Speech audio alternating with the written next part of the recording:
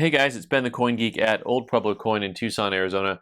Welcome to Miscellaneous Monday, or if you're watching this on a Tuesday, it's Taco Tuesday. But lots and lots of stuff comes into the coin shop, and some of it is just unusual and or bizarre and or fun and or twisted.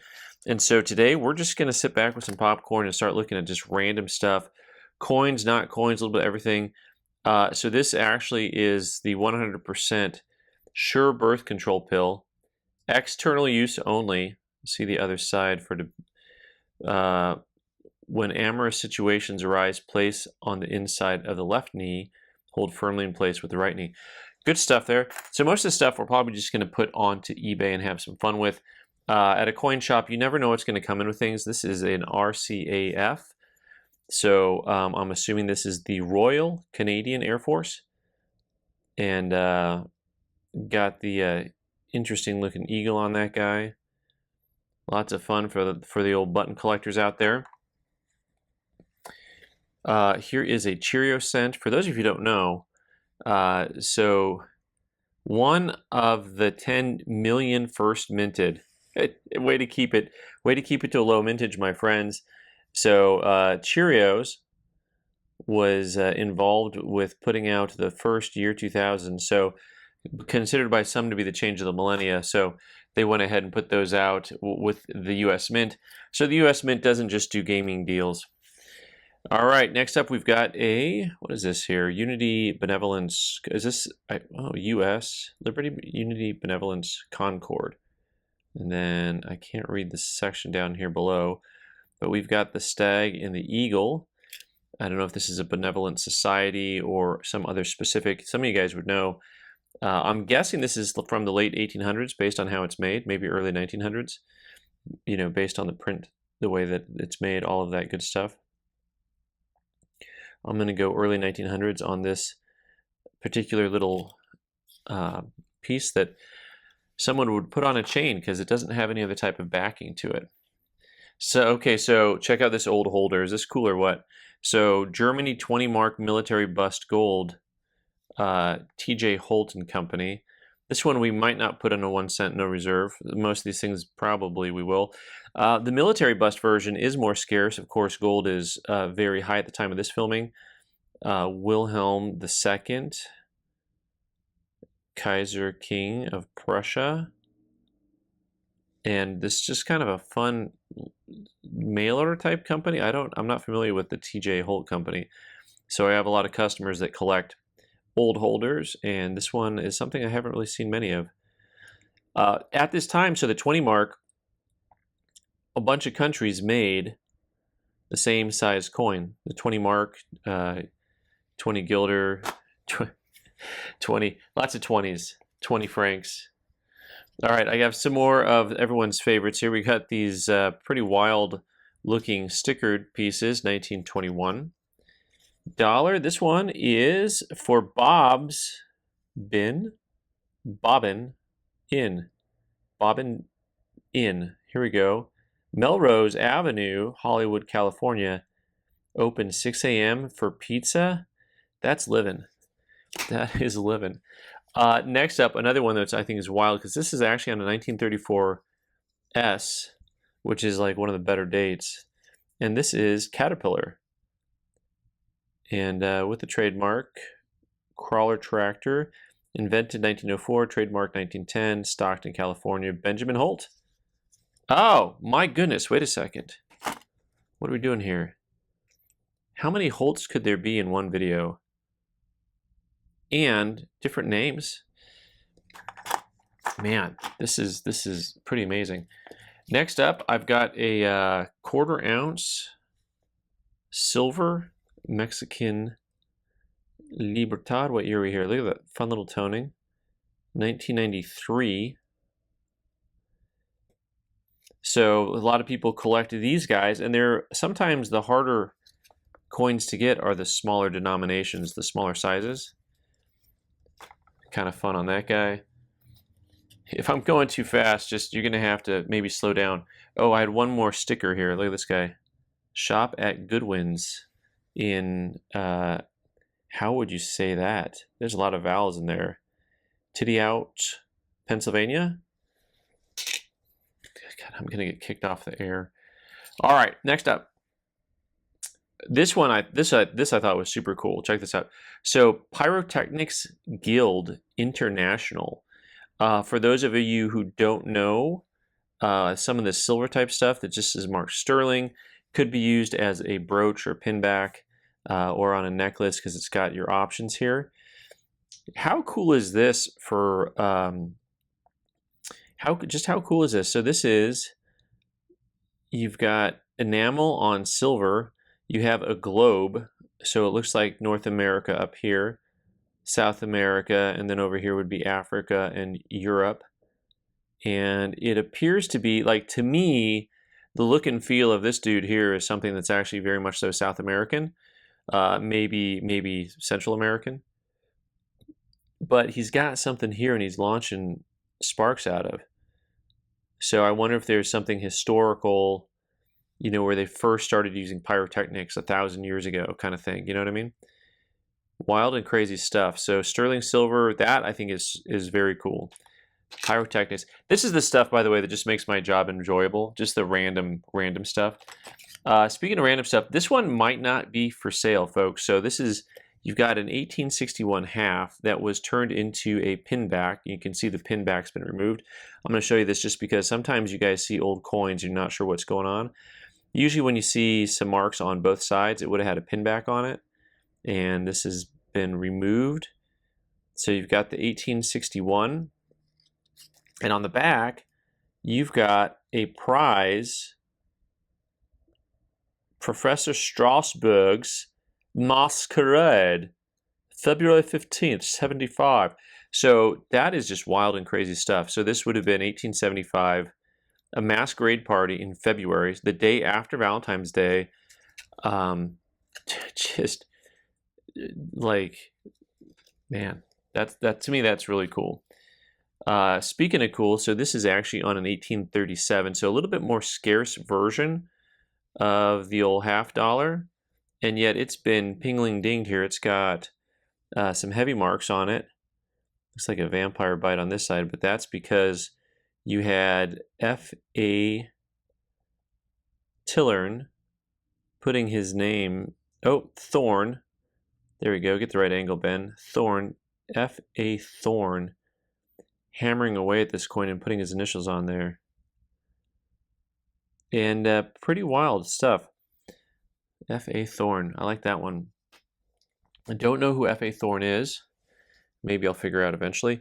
How about the beauty of this pocket watch? So this is going to be a gold fill watch, and what's cool is, so usually on these watches, you push this down to get this to open. You can see it's falling apart a little bit. The plastic's coming off, but you can see how these operate. You would push the button.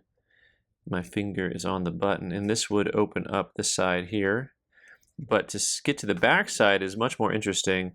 And now we're going to find out if I close this. Okay, here we go. Okay, so usually if a pocket watch is gold, it'll be marked gold. And sometimes you'll see, so this is some type of a mark for the case, but then you'll see like scribbles. So usually when you see those little scribbles, that's when the watch got worked on, and someone who worked on the watch will actually put their whatever their work order number on there. But the reason that I have this is because of this. Just because it has on this side of it these little like coin emblems. I don't know if they actually say words or not. But I just thought that was super cool for just an old-timey watch. I don't think it works. It rattles. It shakes, rattles, but it don't roll. Here, it wants to go. It moves when I shake it. Does that count? No? No? Okay. Anyway, that was super fun. I like stuff that has coin imagery on it. And that one did. Let's see here. This is, do a magic trick for you real quick here. 1, 2, 3. 1, 2, 3. And so a two-headed coin. So of course this is actually manufactured. So let's see if we can see how and where and what the telltale signs are on this particular coin. For those of you who haven't seen two-headed coins before, magicians would buy these. They would be manufactured usually. There's a couple different ways they would do them. Sometimes they're simply split in half and put back together, but then you have to line up the all of the reading. So usually they're actually milled out on the edges really fine and then put into place. So like this guy, usually the milling you'd be able to see right on the rim, so right outside of the lettering. This one is done really, really well. So you're looking for anything that looks like a crease. So I would say that it's on this side. It's been used a lot. You see that gap in between the edge and the edge and the not edge, the edge in the field. That is your sign where it's been manufactured and dropped in there. So that is actually two pieces that have been cut out and put together. Sometimes they'll pop apart, but that one doesn't look like it will. You know, and the magician's coins are pretty fascinating because then you'll have guys that do more magic tricks. They'll do stuff like this, you know, and so that'll be their magic trick, you know, like look at me change coins. So oftentimes they will be two coins that have been put back together again. So for example, this magician's coin here has a silver dime on one side, a wheat penny on the other, you know, but when you're just, and you can see how it's just kind of manufactured together at the edge. If you're just holding it and then you can do like a quick trick, unless you're not good at things like me, that's a fun little magician's coin. Same thing, another two-headed quarter. People who do coin roll hunting find stuff like this all the time. This one's a little easier, I think, to see because I thought I saw some finagling on this side. See that big gap? On this one has a bigger gap, and they're both Philadelphia Mint coins. Sometimes they'll have a Philly Mint coin on one side, Denver on the other. So this is cool. This is a calendar token, and this is, I think, lead. I think this is lead. Maybe it's not plutonium. 1975 calendar token. So if you wanted to know what was happening in 1975, this had you every day of the calendar, and probably, so it has some toning. Probably originally this was pretty easy to read. Probably before my eyesight went bad, it was pretty easy to read. And then, but the other side on this, it was a Christmas gift, and you can see it had like a real nice finish to it. 'Twas the night before Christmas. So really, really lovely. And what's fun is I have the same thing, 1975, but with a pretty famous Marilyn Monroe picture on it on one side. Now I will say it's a little bit on the schmucky side of stuff, so it's not as clean as the other one, but there you go. Speaking of Christmas, how about the American Horologist? And 1992, limited edition collector medal. Regina Stenger is the designer. And kind of an interesting piece. And of course, it's probably very white on both sides. The plastic is what's faded to yellow. The American Horologist. Now that we already looked at a watch, so we're going to put all this together, right? See this? You just looked at the inside of one of those. And so this is what it looked like on the inside, right? Generations preserving time. So just like the ANA, the American Numismatic Association, this is 1 troy ounce here. The American Horologist Society is busy making sure that the study is maintained over time. And there he is with his fun little eyeglasses. He's got the little loops that click to the side of the eyeglasses. All right, and all of his little tools, the tools there. What's he drinking? All right, so that's kind of fun. 1 ounce piece. It's in a plastic holder that has a little loop on the top so you can turn it into a ornament. All right, we got a few more fun things here. How about some actual coins? So this was just kind of fun because this was an 1882 Carson City dollar that is in like an AU 58 kind of grade, which is just kind of fun because these things usually come uncirculated. And so there are people who try to find them actually in a grade like this, of all things. So maybe this is a 50, maybe this is more like a 56. Yeah, there you go. And same thing in 1883. This one was cool because it actually has kind of some fun toning to it. And also an AU type coin. But this is the type of thing that we'll just put these up on eBay. This one has some little bit of fun toning to it. We'll start that at 1 cent, no reserve, and let people have fun. All right, what's this token got to do with it? Here we go. This is the People's Choice. Oh, good. In the year 1840. Here we go. General W.H. Harrison, Major General. Is a Major General. That's right. I am the modern Major General. Born February 9th, 1773. Fascinating that they put his birthday on here. They must have had LifeLock. They weren't worried about his social security number getting stolen. And apparently that's probably his birth cabin. I mean, if you think about how weird politics are, they've always been kind of weird. What are you putting dude's birthplace on there for? Like, who cares? Alabama sesquicentennial, 1819 to 1969. Sesquicentennial is 159 years. U.S. Mint commemorative. This one I think was actually produced by the U.S. Mint. We had some tokens not too long ago that we showed. Alabama in copper, 150. Alabama in silver, 150. Nice, just kind of general design on there. This is number 1321. I'm guessing that if I pop these things off, that these are numbered on the edge. And here we go, Alabama sesquicentennial. And who's on here? We've got Governor W.W. Bibb. I think him and Tuck made something drinkable. 1819. And Governor A.P. Brewer, 1969. How funny, they both have drinking names. Interesting set. And what else we got? That's not it. We got two or three more things here to show you. This is wild. So this is 20 years. So this is from a Mexican Army medal. Perseverancia. And then 20. Fourth class, I think is what that says. 4A clase, maybe that's what that says. Cool looking medal. And creada por la de, yeah, right, 11 de marzo, 11 day, 1926. So this actually has the backup flip from, this was, I know that handwriting, this was my good buddy Mark Burr.